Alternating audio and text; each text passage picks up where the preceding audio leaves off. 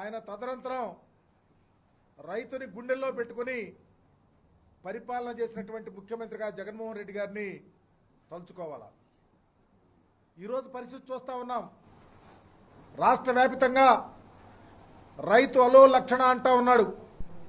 ఏ పంట వేసినా ఆ పంట గిట్టుబాటు ధర లేదు, పండిన పంటను కొనే పరిస్థితి లేదు. నిన్నటిదాకా వరి చూశాం, ఈరోజు మిర్చి, ప్రత్తి, అలాగే పొగాకు, మినుము, పెసర, టమాటో అన్ని పంటలు మద్దతు ధర లేక, కొనేవాళ్లు లేక రైతులు విలవిల్లాడిపోతా ఉన్నారు. దళారీలు రాజ్యమేళ్తా ఉంది. చంద్రబాబు నాయుడు గారు ముఖ్యమంత్రిగా ఉండి ఏం జరుగుతా ఉంది రాష్ట్రంలో, రైతు ఏ విధంగా బాధపడతా ఉన్నాడు, వ్యవసాయం దండగా అనే ఆలోచనతో ఉన్నటువంటి వ్యక్తిగా మరలా నిరూపించబడతా ఉన్నాడు. ఈరోజైతే మా ప్రీతమ నాయకులు జగన్మోహన్ రెడ్డి గారు గుంటూరు మిర్చి యార్డుకు వచ్చారు. రైతులను ఆదుకోవాలని, రైతు కష్టాల్లో ఉన్నారు, వాళ్ళ వెతల్లో ఉన్నారు, వాళ్ళ బాధల్లో ఉన్నారు, వాళ్ళని ఆదుకొని ప్రభుత్వానికి ఇక్కడైనా కళ్ళు తెరిచే విధంగా ఉండే విధంగా చూడాలన్న ఆలోచనతో వస్తే రైతులు వాళ్ళ బాధ గోడు వెళ్ళగక్కుతా ఉంటే కళ్ళంటే నీళ్లు వచ్చినాయి. నిజంగా 6 కాలం కష్టపడి మిర్చి పండిస్తే జగన్మోహన్ రెడ్డి గారు ముఖ్యమంత్రిగా ఉన్నప్పుడు క్వింటా 23,000 నుంచి 24,000, 28,000 దాకా అమ్ముకున్నామయ్యా.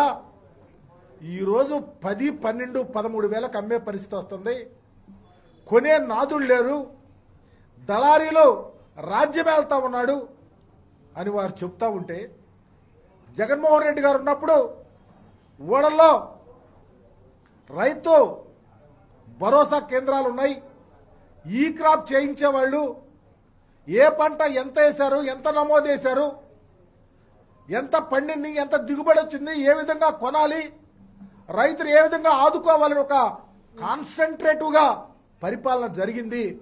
మేము చాలా ధైర్యంగా గుండె మీద చేసుకొని హాయిగా బ్రతికేమని చెప్పినటువంటి పరిస్థితి ఈరోజు చూసాం. కానీ చంద్రబాబు నాయుడు గారు ఈరోజు ఆ ప్రభుత్వంలో కానీ ఆ మంత్రులు కానీ వ్యవసాయం చేసే రైతు యొక్క విలువలు ఎక్కడా వాళ్ళకి కనిపిస్తలా. చివరికి జగన్మోహన్ రెడ్డి గారు వచ్చి రైతు కష్టాలు, వాళ్ళ వెతలు ప్రభుత్వానికి తెలియపరిస్తే ఆగమేఘాల మీద కేంద్ర ప్రభుత్వానికి, కేంద్ర మంత్రికి ఇవాళ ఉత్తరం రాస్తా ఉన్నాడంట. మీ బ్రతుకంతా ఇట్లాగే జగన్మోహన్ రెడ్డి గారిదిగో ఇది జరుగుతా ఉంది, తప్పు జరుగుతా ఉంది, ఇది చెయ్యండి అంటే అప్పుడు మీరు మేల్కొల్పుతారు, అప్పుడు మీరు నిద్రలేస్తారు. ఎంత అన్యాయం అని అడుగుతా ఉన్నాం. అందుకనే మా నాయకుడు చెప్పినటువంటి విధంగా ఈ రాష్ట్రంలో రైతు సంక్షేమం విరాజిల్లాలా, పార్టీలకు అతీతంగా రైతులు బాగుండాలా, ఏ పంట వేసినా ఆ పంటకు మద్దతు ధర ఇవ్వాలా. మేము ప్రవేశపెట్టినటువంటి కార్యక్రమాలు రైతు భరోసా కానీ, ఈ క్రాప్ చేయటం కానీ, రైతుకు లైసెన్స్కి సంబంధించి కానీ అన్ని విషయాలలో పునరాలోచించి ఇన్కార్పొరేట్ చేసి రైతులను ఆదుకోవాలని డిమాండ్ చేస్తా ఉన్నాం.